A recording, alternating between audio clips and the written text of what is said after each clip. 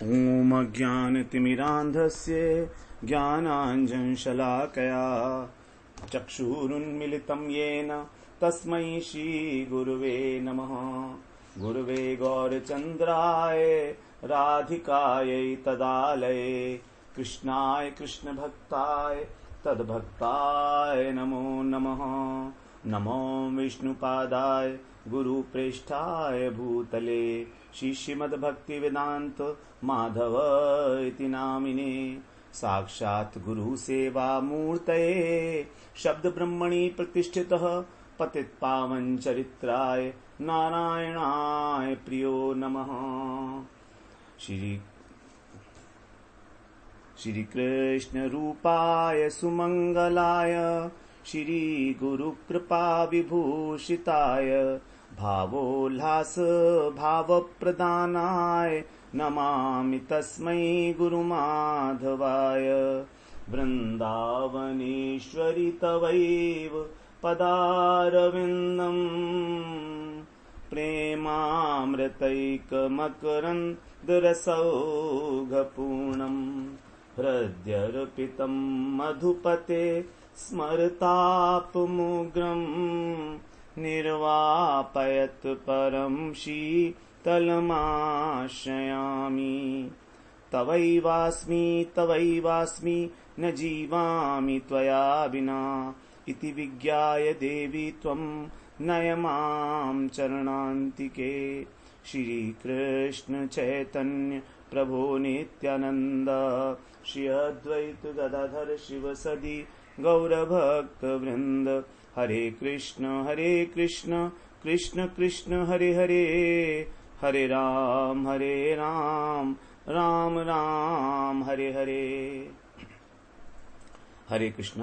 सर्वप्रथम मैं अपने गुरुपाद पद्म ओम विष्णुपाद अष्टोत्तर शत श्री श्रीमद् भक्ति वेदांत माधव गोस्वामी महाराज के चरण कमलों में अनंत कोटि दंडवत प्रणाम ज्ञापन करता हूँ। हम लोग श्री कृष्ण करणामृतम ग्रंथ में बिल्वमंगल ठाकुर के द्वारा जो उनके हृदय के उद्गार हैं उसको हम लोग श्रवण कर रहे हैं। हमने इसमें अभी तक छठा प्रकरण श्रवण किया जिसमें उसकी दर्शन की उत्कंठा 61वें श्लोक से लेकर और 67वें श्लोक तक 67 श्लोक तक। अब हमारा 7वां प्रकरण आरंभ होता है 68 श्लोक से।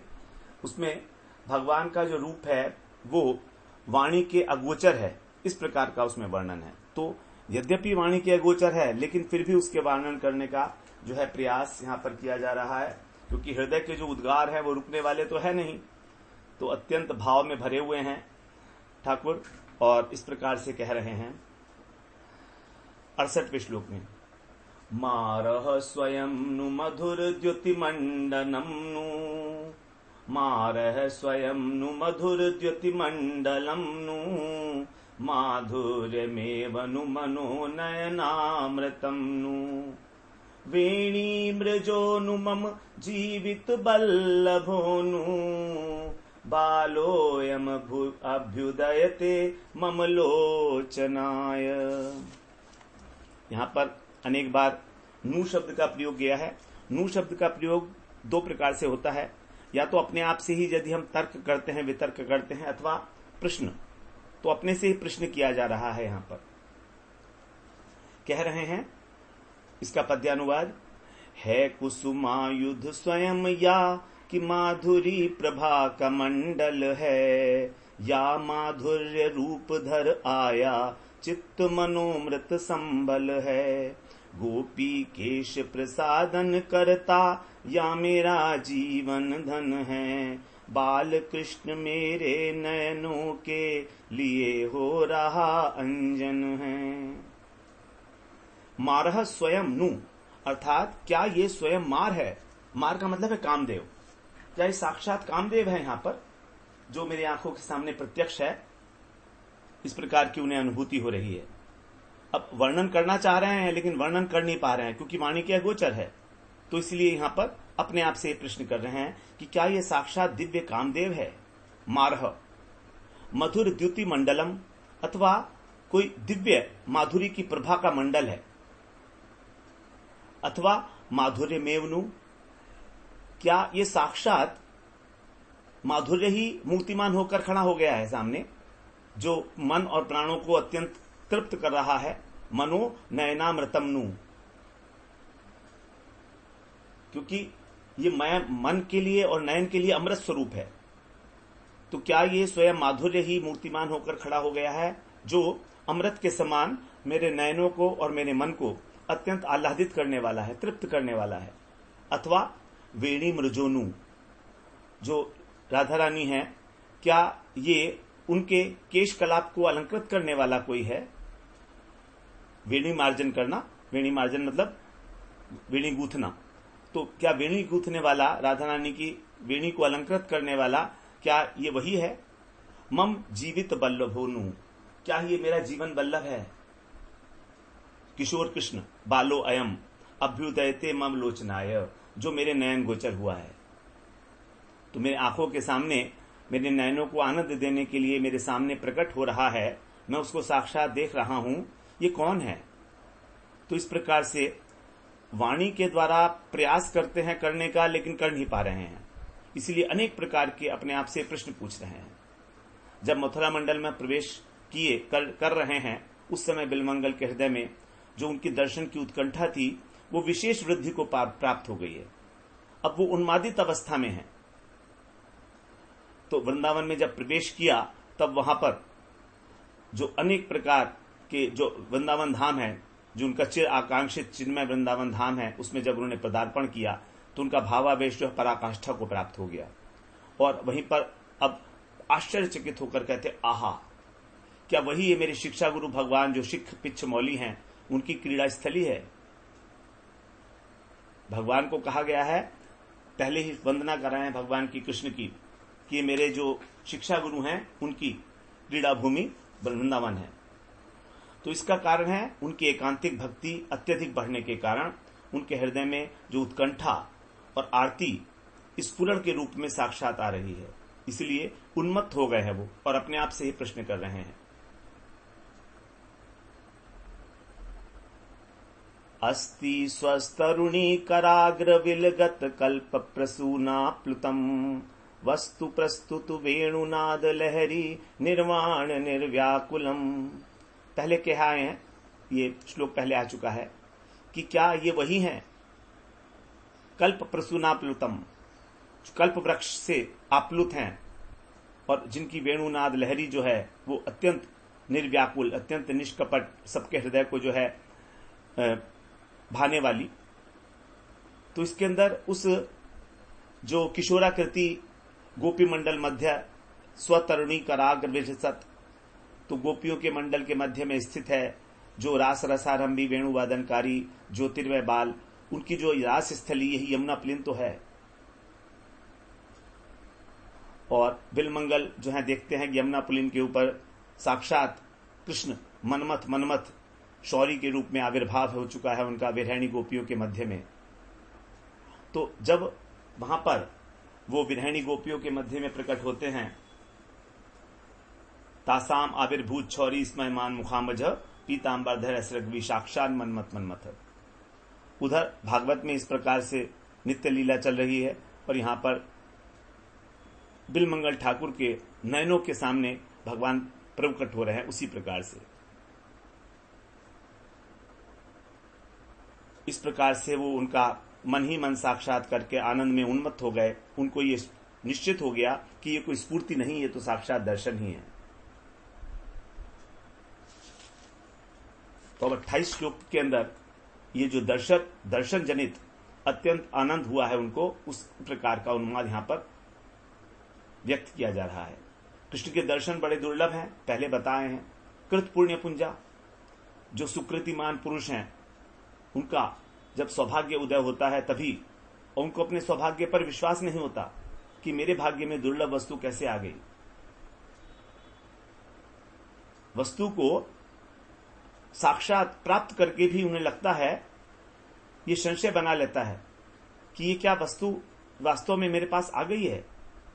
ये प्रेम का एक स्वभाव है। ये भी एक प्रेमी को हमेशा ऐसा लगता है कि मैं इसके योग्य तो नहीं हूं कभी भी। तो उसी प्रकार से यहां पर अत्यंत आश्चर्यचकित होकर अपने आप से प्रश्न पूछते हुए बार बार मार है स्वयं नू, क्या ये स्वयं कामदेव है? कामदेव को कहा गया मारह, अर्थात जो पूरे संसार को मारता है अपनी दृष्टि से, अपने बाणों से।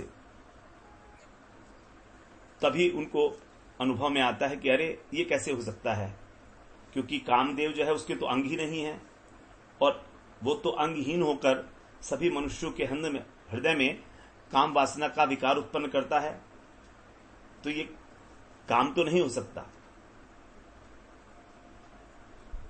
वो तो बड़ा निष्ठुर भी है और अनंग है, उसके अंग भी नहीं है, तो फिर भला वो क्यों आएगा यहां पर? तभी दूसरे क्षण अनुभूति होती है मधुर द्युति मंडलम नु। तो क्या ये किसी मधुर द्युति का मंडल है, चंद्रमंडल?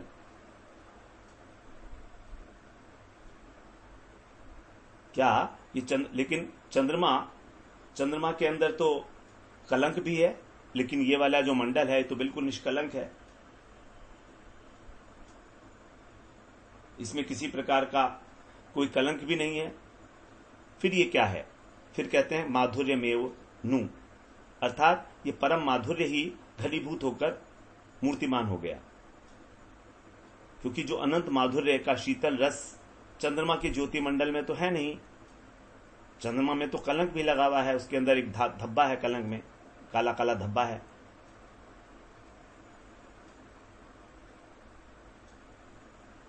तो इसीलिए कह रहे हैं कि साक्षात माधुर्य ही जो है वो मेरे सामने अवतरित हो गया है। माधुर्य की मूर्ति, मधुर नराकृति किशोर हैं ये। और ऐसा ही नहीं है, केवल आगे कहते हैं मनो नयनामृतम नु, अर्थात सब प्रकार से मेरे नयन और मन को आनंद देने वाला है। यहां पर मन और नयन, इन दोनों से अंतःकरण और ज्ञानेन्द्रिय, इसको लेना होगा। तो ज्ञानेन्द्रिय हमारी जो पंच ज्ञानेन्द्रिय हैं भगवान, क्योंकि पांचों ज्ञानेन्द्रियों के विषय हैं, नासिका, श्रवण, त्वचा, उन सबको यहां पर लेना होगा नयन से। ये उपलक्षण मात्र है। तो सभी इंद्रियों के लिए ये अमृत स्वरूप है, सभी प्रकार से। तो ये परम आह्लादक है, लेकिन तभी ख्याल आता है कि नहीं, अमृत तो द्रव मात्र होता है, वो तो द्रव वस्तु है, लेकिन ये तो घनीभूत वस्तु है, कुछ घनीभूत बीज स्वरूप है ये अमृत का। तो फिर बड़ी निपुणता के साथ विचार करते हैं कि ये क्या वस्तु हो सकती है। तब वो कहते हैं कि क्या ये, अब मुझे निश्चय हो गया कि वही हैं जो ब्रज सुंदरियों के केश प्रसाधन करते हैं, उनकी वेणी गूंथते हैं।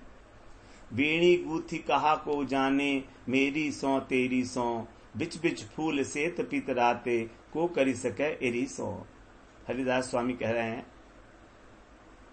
स्वामी हरिदास, वेणी गूथी कहा को जाने, मेरी सौ तेरी सौ। बीच बीच में फूल लगाते रहते हैं। तो कहते हैं ये विस्तृत रूप से ब्रज सुंदरियों की वेणी गूंथने वाले ही हैं।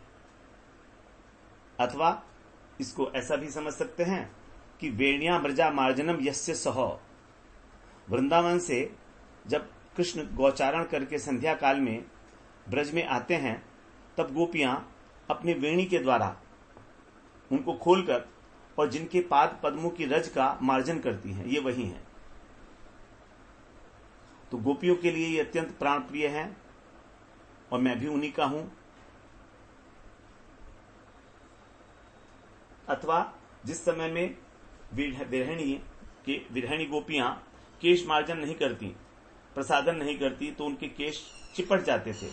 एक ही वेणी को धारण की जाती थी, और जो उनका पति है वो प्रवास से जब लौटकर आता है तो उस प्रोषित भृतिका का केश प्रसादन करता है। फिर अंत में बोलते हैं कि मम जीवित बल्लभोनु, कि क्या ये मेरे प्राण प्रिय हैं, प्राणों से भी अधिक प्रिय, जीवन बल्लभ, जिनके बिना मैं एक निमिष, अर्ध निमिष भी मेरे लिए प्राणों की स्थिति संभव नहीं है। ऐसा ही ये कोई अनुपम रसमय रसायन है जो मेरे सामने, नेत्रों के सामने अभ्युदय हो रहा है। अत्यंत तृप्ति मुझको दे रहा है, चमत्कृत करने वाला रूप, कांति और माधुर्य के द्वारा मेरे नयन और मेरे मन के आनंद को वर्धन करने वाला। कृष्ण के अंदर यहाँ पर जो गुण बताए गए हैं वो बहुत सारे गुण हैं। रूप, कांति, माधुर्य, मन और नयनों को आह्लाद देने वाले, जीवन को रसायन, जीवन के लिए। रसायन का मतलब है औषधि, अर्थात यदि ये औषधि नहीं मिलेगी तो जीवन धारण करना मुश्किल, और साथ में ही परमानंद स्वरूप हैं। सब प्रकार से ये अत्यंत आश्चर्यतम है और सब प्रकार से असमौर्ध हैं। असमौर्ध का मतलब है असम प्लस ऊर्ध्व, अर्थात उनके समान कोई नहीं है। तो फिर ना ऊर्ध्व, उनसे ऊर्ध्व भी कौन होगा, तो इसलिए भगवान को असमौर्ध कहा जाता है।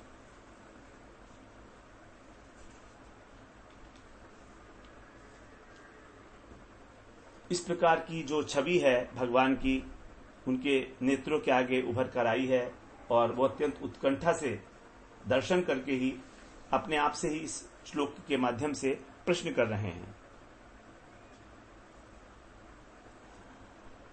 इसका जो अंतरंग लीला परक अर्थ है उसमें बताते हैं कविराज गोस्वामी कि जब लीला शुक वृंदावन में प्रवेश हुए तो कृष्ण उनके आगे आगे आविर्भूत हो गए। जैसे कि जब गोपियों ने गोपी गीत गाया था उसके बाद भगवान आ गए थे साक्षात मनमथ के रूप में। जो रो रही थी गोपियां, उनके बीच में कृष्ण आ गए थे। तो इस प्रकार जो लीला शुक जो हैं उनको देख पा रहे हैं। और उनके अंदर अनेक प्रकार के भाव उत्पन्न हो रहे हैं। भ्रम भी हो गया है कि कौन है। तो उसी प्रकार राधा रानी ने जब उनको देखा था रास स्थली पर सहसा, तो वो भी चौंक गई। पहले तो समझ ही नहीं पाई ये कौन है। उन्हें लगा कि साक्षात कंदर्प आ गया होगा। तब उनके मन में भय का संचार हुआ। तो उन्होंने सोचा क्या ये कंदर्प है, क्या ये मार है जो जगत को मार डालने में समर्थ है। तो कंदर्प अपने काम बाण से इस जगत का ही जो है मारने में लगा हुआ है। तो इसलिए भय की बात है कि कहीं मुझे भी ना मार दे, क्योंकि एक तो वो कृष्ण के विरह में वैसे ही व्याकुल हो गई हैं, और उसके ऊपर भी यदि उनके ऊपर कामदेव का प्रहार हो गया तो विपत्ति की सीमा ही आ जाएगी। किस प्रकार से वो उसको सहन कर पाएंगी। इसलिए सोचकर राधा रानी भयभीत हो गई। कृष्ण विरह में जब राधा रानी जर्जरित हो जाती हैं तो कभी कभी सोचती हैं कि मैं यदि कृष्ण को किसी प्रकार से भूल पाऊं तो मुझे शांति मिल जाएगी। अपनी सखियों से पूछती हैं कि तुम मुझे कोई उपाय तो बताओ। तब ललिता कहती है ये जो विशाखा है ये जानती है ब्रह्म का धारणा कैसे की जाती है, ब्रह्म का ध्यान कैसे किया जाता है, ये आपको सिखाएगी। तो यद्यपि विशाखा प्रयत्न करती है, उनको अच्छी प्रकार आसन लगाकर बिठा देती है और आंखें बंद करा के नासिका के ऊपर दृष्टि स्थित करके उनसे कहती है अब तुम ब्रह्म का ध्यान करो जो निर्विशेष है, निराकार है, निशक्तिक है, ऐसे ब्रह्म का। लेकिन राधा रानी कहती हैं अरे तू मुझे जैसे कहती है वैसे मुझे उस नील सुंदर नीलमणि श्याम की याद आ जाती है और सारा शरीर रोमांचित होने लगा। विशाखा को बड़ा आश्चर्य होता है कि ये क्या हो रहा है। तब राधा रानी बताती हैं कि मुझसे ब्रह्म का ध्यान क्या होगा, वो तो नीलमणि ही मेरी आंखों में विराजमान है। तो इस प्रकार राधा रानी को कोई उपाय मिलता ही नहीं है कि किस प्रकार उनको भूल पाएं, तभी तो मन को शांति मिलेगी। सखियों से वे कहती हैं कि तुम कृष्ण विषयक बातों को छोड़कर कोई अन्य बात करो, क्योंकि इससे तो कोई लाभ हो नहीं रहा है, कृष्ण की बात करने से तो आ नहीं जाएंगे, कोई और अच्छी बात सुनाओ इस विषय से हटकर। लेकिन तो भी कहती हैं कि कृष्ण कथा ही हमारा जीवन है, इसके बिना हम जी ही नहीं सकते, कोई उपाय ही नहीं है। कहती है सखी से छाड़ो कृष्ण कथा अधन्य, कहो अन्य कथा धन्य, जाते कृष्ण है विस्मरण। यह अधन्य कथा है कृष्ण की, कोई धन्य कथा कहो जिससे कृष्ण का मुझे विस्मरण हो जाए। लेकिन स्वभाववश इस कथा को छोड़ नहीं पाती हैं। तो इसी प्रकार यहां पर भी राधा रानी सबसे पहले जब कृष्ण आविर्भूत होते हैं रासमंडल में, तब उनको देखकर भयभीत हो जाती हैं। थोड़ी देर में उनका संदेह दूर हो जाता है। सोचने लगती हैं कि यदि कंदर्प होता तो इतना मधुर क्यों होता। लेकिन ये तो मधुर कांतियों का मंडल है। कृष्ण के अंग की कांति कोटि कोटि सूर्यों की तरह प्रकाशित होने पर भी कोटि चंद्रों से भी सुशीतल है। दोनों है भाव यहां पर, चंद्रमा और सूर्य। तो ज्ञानी लोग इस कांति को यह ब्रह्म ज्योति समझते हैं, भगवान की जो प्रभा है। कृष्णेर अंगेर प्रभा परम उज्ज्वल, उपनिषद कहे तारे ब्रह्म सुनिर्मल। तो कांति का जो आधार है वो है ब्रह्म, और ब्रह्म का आधार कौन है? वो भगवान ने गीता में बताया, ब्रह्मणो ही प्रतिष्ठा हम, कि ब्रह्म जो है वो मेरे से उसकी प्रतिष्ठा है, मैं उसका आधार हूं। तो नेत्रों को ये जो कांति है अत्यंत मधुर लग रही है, और इस मधुरता के प्रभाव से श्री कृष्ण जो हैं कोटि कोटि कामदेव को भी परास्त कर देने वाले हैं।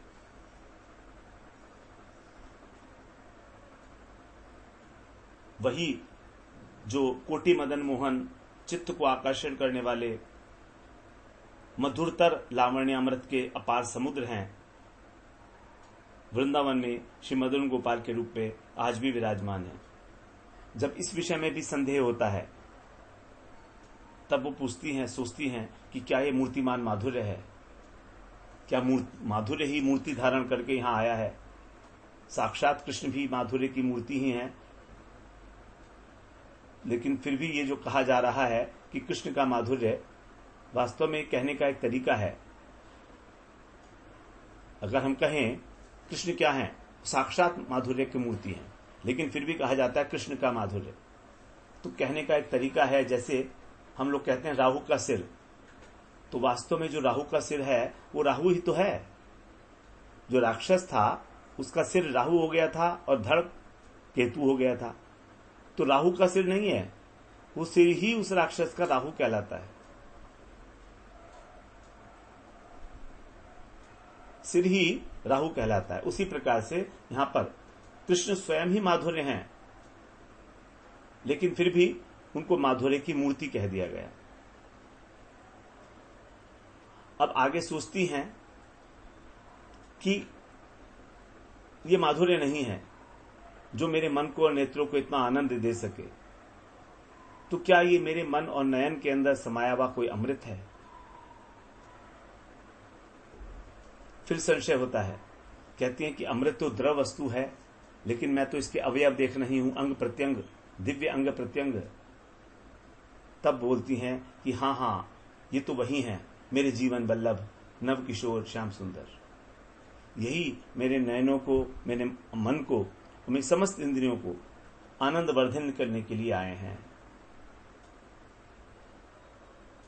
तो सखियों से कहती हैं राधा रानी कि हे सखियों, देखो देखो, ये वही मेरे जीवन वल्लभ हैं, ये और कोई नहीं है। तो इसके अंदर एक अलंकार है जिसको हम बोलते हैं निश्चयांत संशय अलंकार। निश्चयांत संशय अलंकार महाप्रभु ने इसी प्रकार के जो है श्लोक का आस्वादन किया है गंभीरा में। वो कहते हैं कि बा ए साक्षात काम, की बा द्युति मूर्तिमान, की माधुर्य स्वयं मूर्तिमंत, की बा मनोनेत्रोत्सव, की बा प्राण वल्लभ, सत्य कृष्ण आईला नेत्रानंद। कृष्ण वास्तव में ही नेत्रों को आनंद देने वाले मेरे जीवन वल्लभ हैं, मेरे प्राण वल्लभ हैं। इनके बिना जीवन धारण करना एक पल भी संभव नहीं है। इनका जो रूप है वो अत्यंत तृप्ति देने वाला है, चमत्कृत करने वाला, परम आनंद का जो है साम्राज्य, यही इनका साक्षात रूप है।